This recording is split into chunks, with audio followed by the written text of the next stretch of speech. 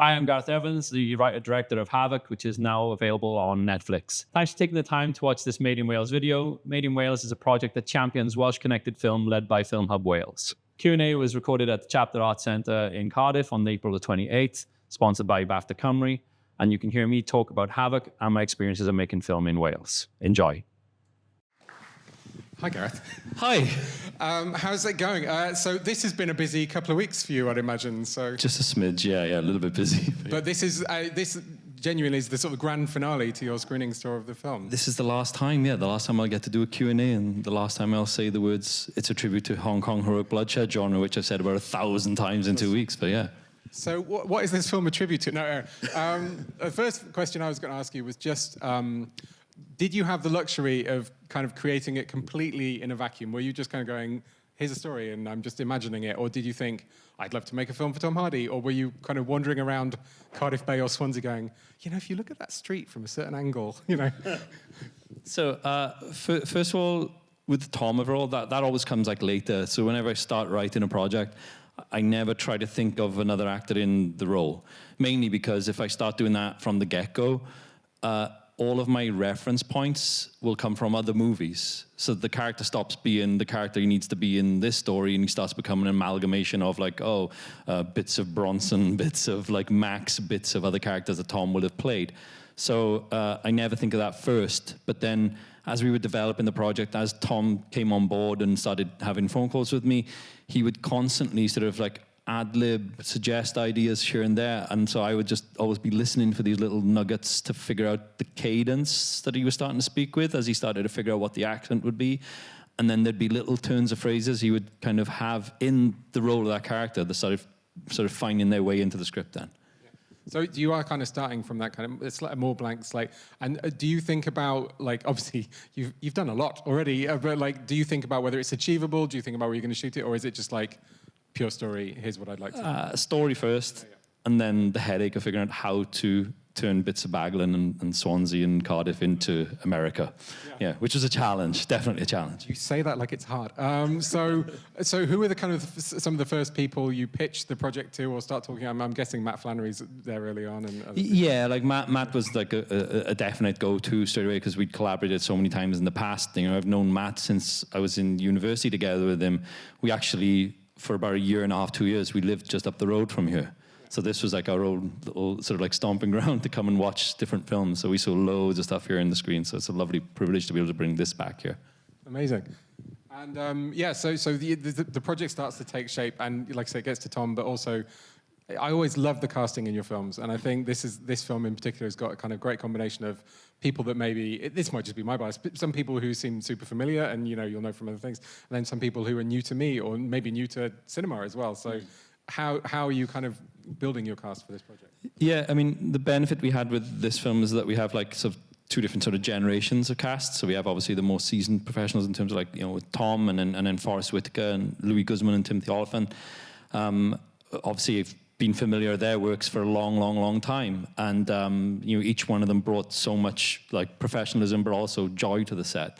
And then, I got introduced to Yo Yan Yan, who plays Mother, through it was weird. Our casting director, Kelly Valentine Henry, who worked on this film and also worked with me on Gangs, I was saying, we need somebody that's different, somebody that's not like expected, because we could have tried to go for someone like Michelle Yeoh if we were lucky enough to get her. But we wanted to find someone that would be a new face, a new presence for us, in the West. And so she was, on the very same day, I'd been asking a friend of mine, Mike Leader out in Hong Kong, and he had suggested Yan Yan, and then within minutes, I had a suggestion of Yan Yan from my casting director.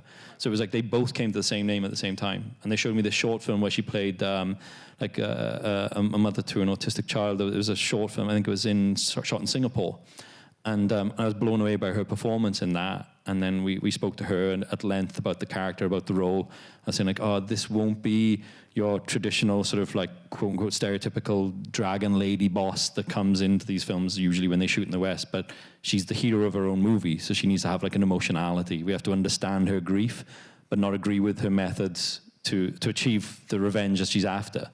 And so she brought so much pathos to it. So I was really, really happy with her coming on board. But then, sorry, we cast a lot of like younger actors then as well. Like Jessie Maylie had come off the back of Shadow and Bone, and then Justin Cornwell had given us like a great tape audition, and then Kellen as well. They did these great audition tapes, and it was just wonderful to be able to have these like younger actors mixed with these incredibly seasoned professionals in a really harmonious environment. Like Louis, Tom, Forrest, they all kind of took the younger cast under their wing and sort of guided them through this. Yeah, and it plays into like audience expectations as well, because when Yan Yan comes in, maybe we don't know her, so we're like, but she's instantly terrifying. So that's incredible. But then also, if anyone's watched like Deadwood or Justified, you know, like Timothy Olyphant's going to be formidable with a gun as well. So obviously that's playing into our expectations too. And do you kind of just like, obviously you've got a mix of people, like Tom Hardy's got, I think he recently got his black belt, didn't he? So he has like, he has martial arts training, and you've got some people. Is anyone in there coming from no sort of combat training at all? Or? I think some of them hadn't done screen fighting before. We have a process, because a lot of the work I tend to do tends to be quite action heavy. I don't know if you noticed. So when Kellen and Jessie came in, we did, in addition to sort of like knowing that they had the acting chops for the role, we also did a sort of a physicality test. So they came in, and then Jude, who is somewhere here, I don't know where Jude is, stick your hand up wherever you are. Where is he? Has he left already? No, he's there. He's seen it about 100 times. There he is in the background. So Jude Poy is like the action designer and stunt coordinator on Havoc. And we've worked together since Apostle and Gangs of London as well. So he would have set up a section of choreography for them to learn from and then perform, so that we can kind of see what they are like in terms of their rhythms, their body movements. You know, if they got two left feet, are they quite comfortable? And then that would tell us what they could and couldn't do, what we could and couldn't achieve in camera with them then specifically. And presumably the contrasts are great as well, and when you're kind of matching people up, and some people have this kind of energy and some people... Well, yeah, I mean, especially Michelle Watson Gomez, who is the assassin. I mean, she comes from an MMA fighter's background. Again, Jude had sort of recommended her, was like a big fan of hers. And it's like, you know, we've got to get her in a movie, we've got to find a way to kind of put her in a role. And yeah, I mean, the power that she has as a fighter is insane. We were shooting the fishing shack sequence, and I was editing some footage in the morning one day, and she was prepping because she was about to kick Tom. So she was warming up and sort of like, you know, sort of stretching the hips and the legs. And so they had like a kick pad for her to practice on. And I was just sat there typing away on my laptop outside the fishing shack set that we'd built. And all I could hear was like this, like constant thuds. And then I was like, well, what's that? And I looked through the window, which is all shot out with lots of broken glass everywhere.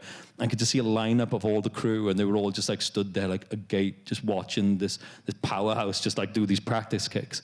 And obviously, you know, we had Tom's stunt double absorb a bunch of those kicks, and you could see him thinking like, does she have to kick that hard?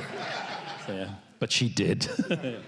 And it's nice to have Jude here as well. I know that's been a sort of great working relationship for you too. And are you finding that your style is evolving, or you're kind of one-upping each other, or how's it kind of working over? Yeah, it's evolved, massively evolved. And I think like the beautiful thing about collaborating with Jude all the time since I've come back here has been the scrutiny that we put into sequences in respect of not just in terms of the detail of the choreography, but also the idea of, whenever I come to him with a scene idea, first and foremost, the first thing he talks about is like, okay, well, what's the psychology of the character? Like, what's his background? Like, we all knew that Tom does Brazilian Jiu-Jitsu, but that doesn't mean Walker does. So it was finding out what Walker's action discipline would be. What's different from him? What's his approach? So we were always like, path of least resistance. He's not going to do lots of twists and turns and flowery choreography. What he's going to do is take an iron bar and then wrap it around your head, or grab you by the scruff of the neck and drive you into an oven. Those are his preferred methods of disposing of people. And so that would kind of feed into the psychology of the choreography then, and we'd ask questions about, like, you know, how does this character react if they kill someone? Are they used to it, or are they not? Are they all the questions we need to ask about the character to build up a profile? And then within the scene, it's like figuring out, well, what's the tone of it? What's the intent of it? What do we want to say about character? What do we want to say about the story? So that you're not just getting spectacle, but you're seeing a story thread told through the action. So when it came to the Medusa, it was all about the different POVs of the people who are all trying to get to Mia, but then the little allegiances of mini pockets of trust and betrayal that get kind of picked up and picked apart along the way. So we see Walker be resourceful. We see that he rushes to Charlie to try to get him to go with him, but when he realizes that's not going to work because this guy is like 6'7" and just shoves him out of the way, he comes straight in there like a flash and grabs Mia and puts a gun to her head. And it's like, you're not for discussion, you're coming with me. And so it's finding ways to kind of tell these little character beats in what is ostensibly an action set piece then. I'm not going to be the first person to compare like violence in films to musicals, but like people talk about musicals that way, don't they? Like it's not like the story ideally shouldn't stop. It's like the story continues with the song, and in the same way the story is continuing. It's not like, oh, their agendas have stopped. I'm terrible with the microphone today, but yeah, it's keep going. I'm going to ask you a very tough question, which is that they've just recently announced that the Oscars will have a best award for best stunts. How do you feel about that, Gareth? Good. About time. Yeah, it feels like a sort of like a finally moment. It's weird because me and Tom were talking about this last week, and we both had the same viewpoint on it, which is that it's great that it's happened now. It should never have been something that was missing from the list of awards, of things to reward in terms of filmmaking craft. But it also doesn't feel quite enough. Because for us, we were trying to figure out, well, what does it mean? What are you rewarding? Are you rewarding stunt choreography? Are you rewarding a car work stunt, fire, underwater, in the air? Like what's the criteria to decide which is the best? There are so many subcategories and so many elements to what you could consider like a best stunt that it feels like it needs to have a couple of little extra categories. So hopefully at some point they'll include those too. And knowing how sort of thoughtful and you plan like sort of physical movement, did you choreograph Louis Guzman's little run across the? Because I love that bit. I mean, I love all the gunplay, but that was great too. Yeah, Louis' run. So I'm not sure if that was intentional or just but when he came in and then with his arms up and then ran across to his desk, it was a reflexive thing from Tom to be like, is that how you fucking run? And when he said it, it was on a rehearsal thing. We were just a rehearsal, and that's what he said straight away. I pissed myself laughing, and I corpsed every single time. Whenever we were shooting that scene, I had to be far, far, far away on the monitor because I just found the way that they would spark off each other and the way that they would play around and the way that Louis would ad-lib with him. Louis Guzman is like the nicest human being you could ever meet. He's just such an amazing person. And the two of them had a blast filming that because we tried so many different versions of it too. Because on the page it's like Walker interrogates Raoul, but then we started playing. Oh, let's try it funny now. Let's try it serious. Let's try it super threatening, and then let's try a version that's a mix of all of those things, so we could modulate it. And then we ended up with this embarrassment of riches, and every single time we'd cut, they'd both kind of run to the monitor and then watch playback and then find the beats where it would be. Because Louis was sort of almost in this comedic way mimicking everything that Walker said to him. So he was constantly kind of feeding back, and it just became really funny, this whole process of it. So it was a joy to work with the both of them on that scene. If you talk to him soon, tell him I loved it, because it was, I loved so many things, but I loved that bit. Thank you. What we haven't talked about, it was lucky for us because we were setting up, but the credits are incredibly long on this film, which just emphasize, we all know this is a big production, but just seeing that many people, and it was great actually, you could see people in the audience going, and that's me, and that's my friend, and that's my, but it really underlines it's a massive production. Yeah. So, short question: why did you shoot? Why is it that long? I'm so good. We're all glad you did. But why did you shoot this in Wales? Why did you want to shoot it in Wales? I had the benefit of coming back to Wales and doing Apostle and then doing Gangs of London. Both of those projects acted as a sort of almost like a litmus test for me to figure out if I could do the kind of filmmaking I was doing in Indonesia and took for granted being able to do in Indonesia and transplant that approach to filmmaking here. And when we did Apostle and when we did Gangs, Gangs of London, we brought the episode 5 and a few other sequences from Ep 3 and I think maybe Ep 8 and Ep 2 that we brought into our Welsh shoot. And on the back of those 2 projects, I felt so reassured because the crew base here was so like brilliant and gave everything. And I just felt like, oh, we can be really, really, really ambitious here in terms of what we were trying to achieve. Not just that, but also the support that we had, like whether it was from the Welsh government or whether it was from the local councils every time we needed to kind of like close a road. Apologies if anyone wanted to have a nice half term 4 years ago in Cardiff Bay and we shut down the fair because we were shooting the police precinct in Pierhead building and stuff like that. So apologies if anyone was trying to take their kids out for a nice day out. We'd ruined that. But we had so much support from everyone. And so for me, it was a no-brainer to just keep seeing how much more we can achieve here. And so if the only challenge was how to turn Swansea University on Fabian Way or the Brangwyn Hall or you know, Trade Street in Cardiff into something that looked American, then it was worth a challenge. I was saying to one of your producers, like, sometimes I would just recognize a door. Like, the whole thing, I think that door, I've seen that door. Sometimes that was the only thing that was real. Yeah. No, but it was incredible. And again, like, obviously, you've done this kind of thing, but presumably that was, even for you, like a big sort of scaling up of that kind of... Well, yeah, I mean, like, when we did the Raid 1, the building did not exist. Like, we didn't have anything that looked like that from the outside. And so on the Raid 1, it was very much a case of, like, find a building that had enough of a ground floor vibe that we were going to use, and then the rest would be a CGI takeover. And so it's always been kind of part of the filmmaking process for me, from Maranto to the Raid 2. Like in the Raid 2, there's loads of it, like loads of like set extensions and world build stuff and snow in Indonesia, which a lot of people were very angry about when I did that. But yeah, so it's always about sort of stretching, and I like creating my own world build, you know, for each project. I like having this sort of sandbox Grand Theft Auto vibe to the world build. So it's like, oh, this is our bit of Chinatown that's not going to look like Chinatown in London or San Francisco, but it's going to look like it would be if it was in Hong Kong.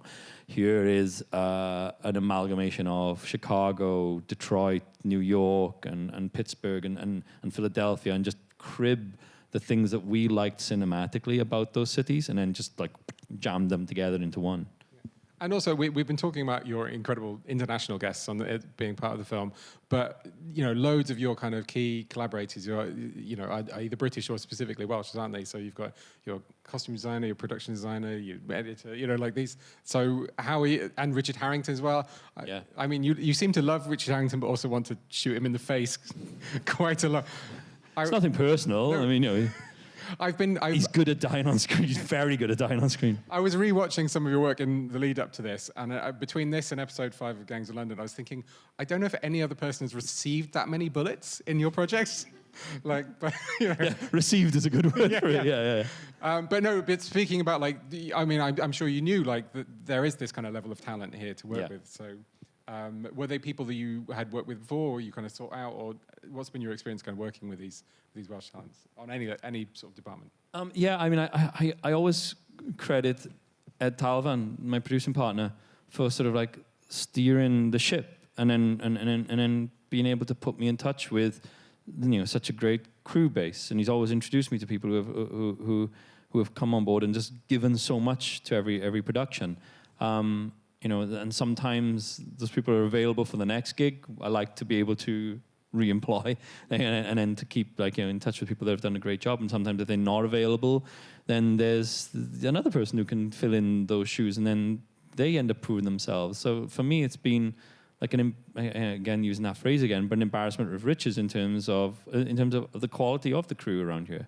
So yeah, long may that continue, really. Yeah, and I mean, I'm presuming, whether you want to or not, I'm sure you're inspiring sort of new filmmakers in Wales as well. Like, and is that, are you kind of being the filmmaker you wanted to see when you were starting out, or is that too much?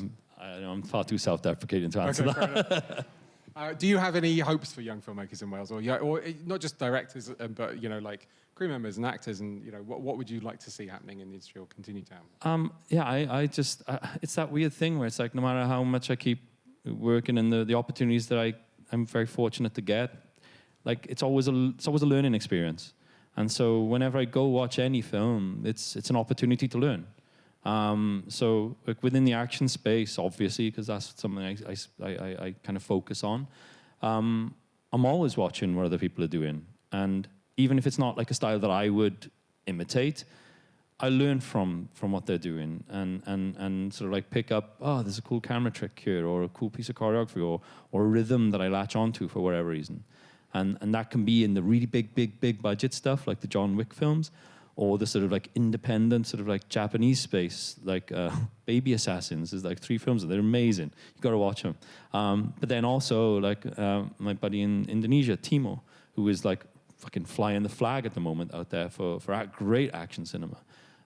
So it's always a case of learning. So like with young filmmakers, it'd be the same thing. It's like I love seeing like a debut film of someone that just comes right out the gate with so much confidence and command in their visual language. Like one of my favorite films from last year, I think, was a debut film, Diddy. I don't know if you saw that. It's like a coming-of-age drama of a Taiwanese-American family. It's a beautiful film, absolutely amazing, and I think it's a first-time director, and it's so well made. So like, it's finding those voices is really interesting as well. My watch list is growing by the second. Yeah. But also, and it's nice, again, watching those credits, you're seeing all the kind of the heads of department and the leaders, but also it's great to see all those trainee positions as well. Whose people, it's their first gig, first being on a set, or kind of an early thing, getting that experience as well, which is, we may not see paying off for a little, you know, it'll be a few years down the line. We'll go, oh, I was on Havoc, or, you know, I ruined some kid's holiday, or, you know. Yeah. Yeah, and I think for me, like when I was a kid growing up, it always felt like an unattainable thing.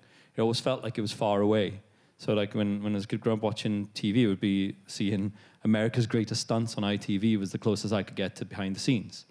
And so that was what inspired me, or seeing Jonathan Ross do this amazing interview with Jackie Chan about his filmography and being blown away at this idea of, oh, that's what it means to make a film. That's what it looks like. And we were talking about this earlier outside. It was like there's something about that, the EPK stuff that would come out on DVD in the past, like the making of the video diary, the making of Magnolia, the making of From Dusk Till Dawn. Those are the things that like cemented this idea of like that's where I feel like I belong, is on a film set, is working with the crew, and that's what I want to do. Like no matter how, I needed to find a way in order to kind of do that. And so yeah, like, you know, when we do these like trainee schemes of that, hopefully, you know, the people are coming in, because I think there's a misconception sometimes that like, oh, you can only work in the film industry if you want to be a director. But there are so many skills and trades that are required across filmmaking, whether it's, you know, from being an electrician, being a carpenter, working in makeup, working in wardrobe, working in props building. You know, there's so many little skill sets that are required across any spectrum, like, you know, accountancy, everything, office work. It's all wrapped up in filmmaking. And if you have a love of film, but you might not want to be like creatively minded, there's still opportunities to kind of be part of that world. So yeah, you know, when we do get to provide little training opportunities for people, I hope that they come in and then realize it's something they'd like to do, as opposed to being like, fuck this, I'm going as far away from the industry as possible. I hope so too. And you mentioned, if it's okay to talk about, like, that some of this was shot a while ago, so this has been a project which has had a kind of long journey for you. Just a bit, yeah. And it must be kind of like, so obviously you were stuck by Hollywood strikes and all that kind of stuff, but it must be odd to have been on a project for this long, you know. And, you know. Yeah, it was a bit of an anomaly for us, because we shot this in, I think it was between July and October of 2021, which was like a lifetime ago now, and we shot it in the grip of COVID. So we all were wearing masks. We shot the nightclub sequence the first week of the shoot. And so we had 200 essays filling that club that had to be tested every day. It was a huge undertaking. Anyway, long story long. When we finished the shoot, and then we realized after the edit that we needed 2 more weeks worth of additional photography pickups. At that point, because we had come out of the COVID sphere, like everyone and anyone was making a film. So all of our big, wide ensemble of cast were off in different parts of the world, shooting lots of different things. And so we couldn't get everyone back together for like 2 weeks. Then when we finally did get there, the SAG strike kicked in and the WA strike kicked in. And then we waited and waited and waited, and about 2.5 years had passed. So 2.5 years waiting to shoot 2 weeks worth of footage. And then finally we got to do that last summer. And so we've just been like sat on the film waiting to be able to share it with everyone. But yeah, now we can. Are there any upsides or maybe rationalizations for the benefits of waiting that long, or is it all just stress? So. At first, you get panicky, you get nervous, because like I was thinking, you hear stories about other projects that would have like a long runtime, and then they disappear sometimes. And so I was nervous for a while, but Netflix as a studio were very, very supportive, and kept saying like, "Don't worry, we believe in this. This is an important title to us. It's going to happen. It's just this is an unusual, uncharted territory for us as well as you." And so what I did have was the luxury of time then to kind of sit on the film for a while, detach myself from the footage, because quite often when you jump straight into post-production after you wrap, you literally are wrapping your arms around everything, because you can remember how hard it was to shoot every shot, or how hard it was to get that take, or you get fixated on, but the rhythms of the dialogue here are really cool and I like that. But it might not be imperative to the story being told. And so the luxury of time then allowed us to detach from the material to a point where I was able to be like, okay, if we're going to streamline this, what can we get rid of? What can we fill it out? And then also find new structural elements too. So Mother's arrival was much, much, much later in the film, in the original cut. And then we brought it right up onto the back of his conversation with Forrest Whitaker. And that worked much better for us, because then the threat level was brought into the film much, much earlier then. I'm still glad for you we got to the end, but yeah, it's nice to look at some upsides as well. But then you have this strange thing where, I think probably in a positive way, a lot of Welsh filmmakers experience when they make a feature film is obviously they'll make it, and then maybe you'll have a festival premiere, and then it might do the festival circuit for a bit, and then if they're lucky, then it'll come out in the UK, and it'll come out in other countries, and then you're kind of touring it. Whereas you've made this film, and now it's on Netflix everywhere. So you have had some theatrical screenings. We're very happy to have you here for this theatrical screening. But it must be an odd thing to have something which is like so available so simultaneously and being watched by a lot of people. Is that something you can kind of plug into, or do you detach from a bit? Yeah, it's surreal. It's weird. It's a weird thing for it to suddenly just be like, boom, instantaneously out there and available for people. But it's unlike anything else. And yeah, it's quite bizarre, because all of your press and all of your promo gets condensed into this like short amount of time. And so it was like the press junket was something I'd never experienced before. The premiere in London was something I had never experienced before, like at that scale, at that level of it. And we did about something like 60 or 70 interviews in 2 days in a row. And then it was like, now go to the premiere and now do these interviews on the carpet and everything else and go in and watch the film. And it was just like, it's like a fever dream. You're walking around thinking, like, have I made sense in any of these questions? And so it's quite a bizarre experience in that respect. They're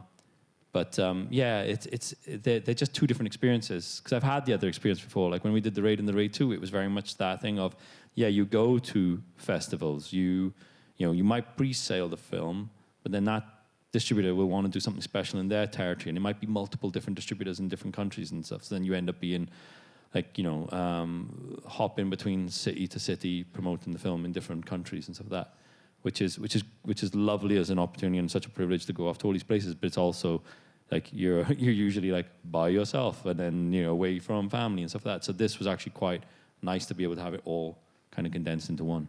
Amazing. You've heard enough from me. Do you have questions? If you have a question, put your hand up. We have got a microphone as well. You're a massive fan of physical media, because I follow you on Instagram and I'm constantly seeing your film recommendations. With something that's Netflix made, obviously it being something that goes straight to streaming, and I was so happy to see that this was an opportunity in the cinema to watch. But is that something for you when you go into conversations that you kind of advocate for, or that you kind of want to push more towards in the future if you weren't able to now? Like what? Because I know you're such a big fan of physical media, and I think it's such an important piece of just cinema in general. I just wanted to kind of know your thoughts on that. Yeah, so it's a tricky one, because obviously the filmmaking landscape is changing really, really quickly. And there are only a few places to get a film like this made the way that it needed to be made. And so obviously that, results in it probably not being guaranteed like certain release strategies that I would have otherwise had if I'd gone down like an independent model. You are kind of like trading in terms of like where you know what the future of the film could be. There is a precedent for Netflix doing some physical media releases in the past. No guarantee that they do that for this. We haven't really had that conversation.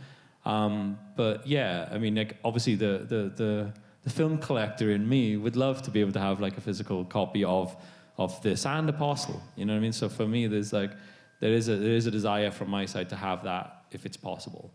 But that'll be a conversation that won't be this week, but like, you know, maybe sometime in the future or something or other, like if they were open to it. I think in a way it's because it kind of goes against their business model. Their business model is to say, you can only watch this if you subscribe to Netflix. And that's the way you see it, other than events like this, obviously. But so I understand that. I understand their business model and why it doesn't necessarily make sense for them to be like, oh, day and date, here comes the physical media if you want it, or you subscribe. It makes sense for it to be like exclusive, like only on Netflix. So that totally makes sense from a business model perspective. But yeah, hopefully at some point it might get a physical media release. And it wasn't the question, but you made a great case for being a Bafta Cymru member and a regular at Chapter because you get the cool stuff. I did see more hands, so yes.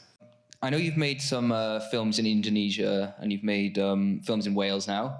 I was just wondering what challenges you face being a filmmaker and like making films in those areas that an American filmmaker wouldn't have to worry about, and like how would you overcome those challenges or give advice to people like early filmmakers or inexperienced filmmakers from Wales and Indonesia on how to overcome? As in making films out in Indonesia. So yeah, I think it's a tricky one. I mean, when I did stuff out in Indonesia, like when I did like the Raid and Maranta and the Raid 2, there wasn't the infrastructure there for action filmmaking before we started doing those movies. There were stunt performers and there were like television shows that dabbled in action, but a lot of the film output was more horror, romance, comedy, and drama. Yeah. So action wasn't really that prevalent. It was in the sort of 70s and the 80s with like the Barry Prima films, and then there was like a dry spell for a while. And so when we went in there and started doing those films, we were sort of having to figure it out, so to speak. There are great stunt performers out there, great stunt coordinators out there now. When we did the Raid 2, we made sure that we brought over Bruce Law and his stunt team from Hong Kong to handle all of the car work that we had in that film. In terms of what we were able to achieve there versus what we were able to achieve here, it's kind of the same discipline, the same philosophy. Like, I mean, I've been blessed to work with Jude and his team on the stuff that I've done here in the UK. And the degree of professionalism, the degree of like safety across everything, and not just in terms of stunts, but also like our armorers on this were phenomenal. Like we fired something like 30,000 blanks across the run of the shoot, but every single one of them was treated with the safety precautions and the respect that a firearm deserves. So in that respect, it's very like, you know, the safety levels are high. But then when we did stuff like out in Indonesia, because we knew that we were setting something up from scratch, so to speak, it was more that we approached every stunt in a way with a certain sort of almost like a magic trick.